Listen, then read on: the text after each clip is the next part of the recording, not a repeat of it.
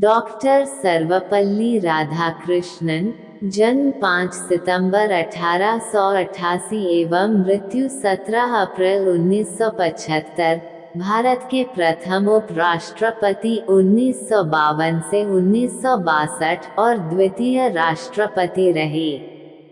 वे भारतीय संस्कृति के संवाहक, प्रख्यात शिक्षाविद, महान दार्शनिक और एक आस्थावान हिंदू विचारक थे। उनके इन्हीं गुणों के कारण सन 1954 में भारत सरकार ने उन्हें सर्वोच्च सम्मान भारत रत्न से अलंकृत किया था। उनका जन्मदिन 5 सितंबर भारत में शिक्षक दिवस के रूप में मनाया जाता है। डॉक्टर राधाकृष्णन का जन्म तत्कालीन मद्रास प्रेसिडेंसी के चित्तूर जिले के तिरुत्तनी ग्राम के एक तेलुगु भाषी ब्राह्मण परिवार में 5 सितंबर 1888 को हुआ था।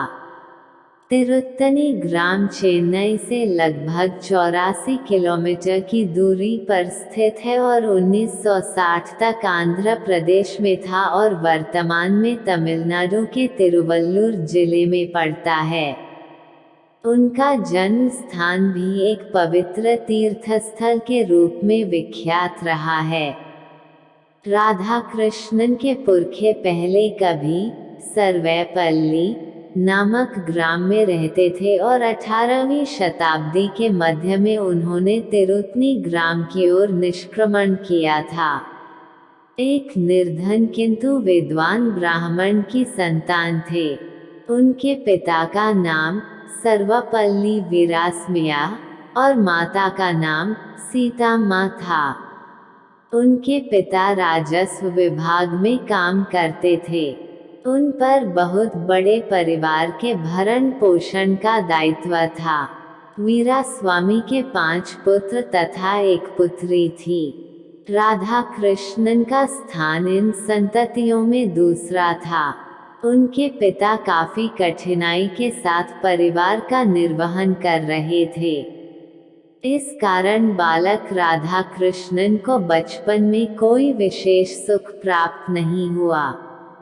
राधाकृष्णन का बाल्यकाल तिरुत्तनी एवं तिरुपति जैसे धार्मिक स्थलों पर ही व्यतीत हुआ।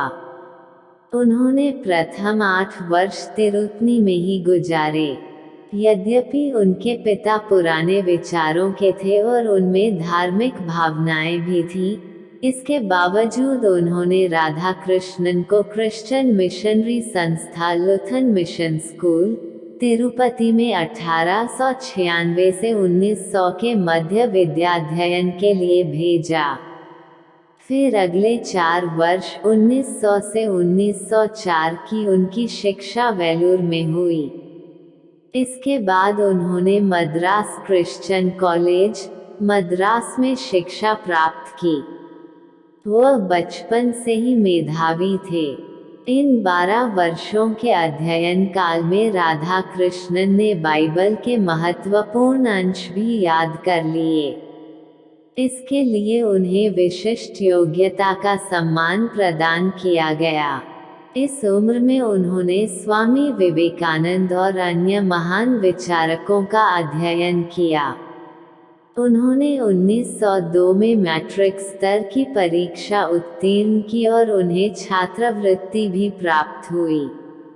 इसके बाद उन्होंने 1905 में कला संकाय परीक्षा प्रथम श्रेणी में उत्तीर्ण की। उन्हें मनोविज्ञान, इतिहास और गणित विषय में विशेष योग्यता की टिप्पणी भी उच्च प्राप्तांकों के कारण मिली। इसके अलावा क्रिश्चियन कॉलेज, मद्रास ने उन्हें छात्रवृत्ति भी दी। दर्शन शास्त्र में एमए करने के पश्चात 1918 में वे मैसूर महाविद्यालय में दर्शन शास्त्र के सहायक प्राध्यापक नियुक्त हुए। बाद में उसी कॉलेज में वे प्राध्यापक भी रहे। डॉक्टर राधाकृष्णन ने अपने लेखों और भाषणों के माध्यम से विश्व को भारतीय दर्शन शास्त्र से परिचित कराया। सारे विश्व में उनके लेखों की प्रशंसा की गई। ब्रिटेन के एडिनबरा विश्वविद्यालय में दिए अपने भाषण में डॉक्टर सर्वपल्ली राधाकृष्णन ने कहा था, मानव को एक होना चाहिए। मानव इतिहास का संपूर्ण लक्ष्य मानव जाति की मुक्ति तभी संभव है जब देशों की नीतियों का आधार पूरे विश्व में शांति की स्थापना का प्रयत्न हो। डॉक्टर राधाकृष्णन अपनी बुद्धि से परिपूर्ण व्याख्याओं, आनंददायक अभिव्यक्तियों और हल्की गुदगुदाने वाली कहानियों से छात्रों को मंत्रमुग्ध कर देते थे। उच्च नैतिक मूल्यों को अपने आचरण में उतारने की प्रेरणा वह अपने छात्रों को भी देते थे। वह जिस भी विषय को पढ़ाते थे, पहले स्वयं उसका गहन अध्ययन करते थे। दर्शन जैसे गंभीर विषय को भी वह अपनी शैली से सरल, रोचक और प्रिय बना देते थे। इसलिए इनके जन्मदिवस को शिक्षक दिवस के रूप में मनाते हैं। 1909 में 21 वर्ष की उम्र में डॉक्टर राधाकृष्णन ने मद्रास प्रेसिडेंसी कॉलेज में कनिष्ठ व्याख्याता के तौर पर दर्शन शास्त्र पढ़ाना प्रारंभ किया।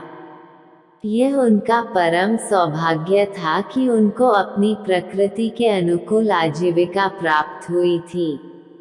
1912 में डॉक्टर सर्वपल्ली राधाकृष्णन की मनोविज्ञान के आवश्यक तत्व शीर्षक से एक लघु पुस्तिका भी प्रकाशित हुई जो कक्षा में दिए गए उनके व्याख्यानों का संग्रह था।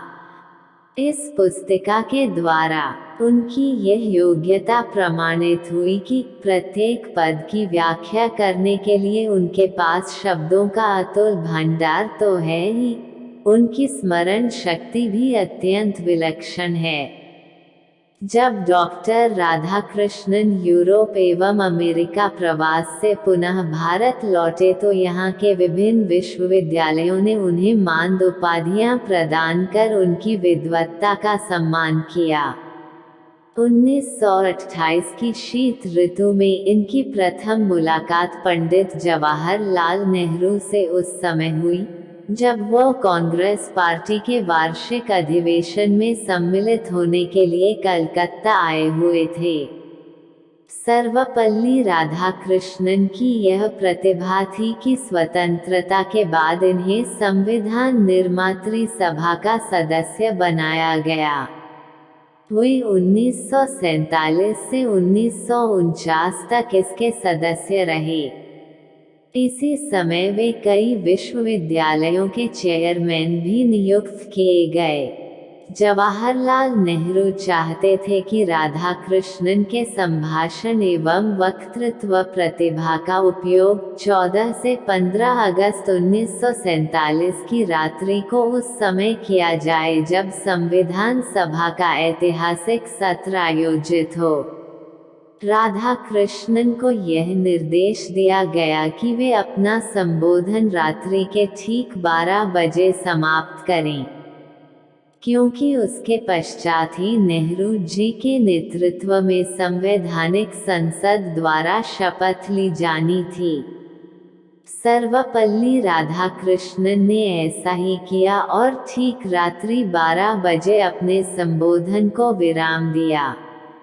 पंडित नेहरू और राधाकृष्णन के अलावा किसी अन्य को इसकी जानकारी नहीं थी।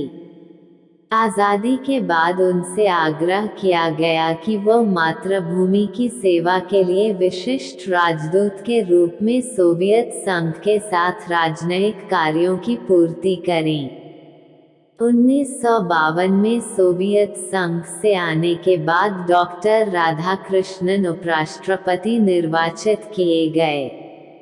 संविधान के अंतर्गत उपराष्ट्रपति का नया पद सृजित किया गया था। नेहरू जी ने इस पद हेतु राधाकृष्णन का चयन करके पुनः लोगों को चौंका दिया। हमारे देश के द्वितीय किंतु अद्वितीय राष्ट्रपति डॉक्टर सर्वपल्ली राधाकृष्णन के जन्मदिन 5 सितंबर को प्रतिवर्ष शिक्षक दिवस के रूप में मनाया जाता है। इस दिन समस्त देश में भारत सरकार द्वारा श्रेष्ठ शिक्षकों को पुरस्कार भी प्रदान किया जाता है। उन्हें 1931 में ब्रिटिश साम्राज्य द्वारा सर की उपाधि प्रदान की गई थी, लेकिन स्वतंत्रता प्राप्ति के पश्चात उसका औचित्य डॉक्टर राधाकृष्णन के लिए समाप्त हो चुका था। जब वे उपराष्ट्रपति बन गए तो स्वतंत्र भारत के प्रथम राष्ट्रपति डॉक्टर राजेंद्र प्रसाद जी ने 1954 में उन्हें उनकी महान दार्शनिक व शैक्षिकी उपलब्धियों के लिए देश का सर्वोच्च अलंकरण भारत रत्न प्रदान किया।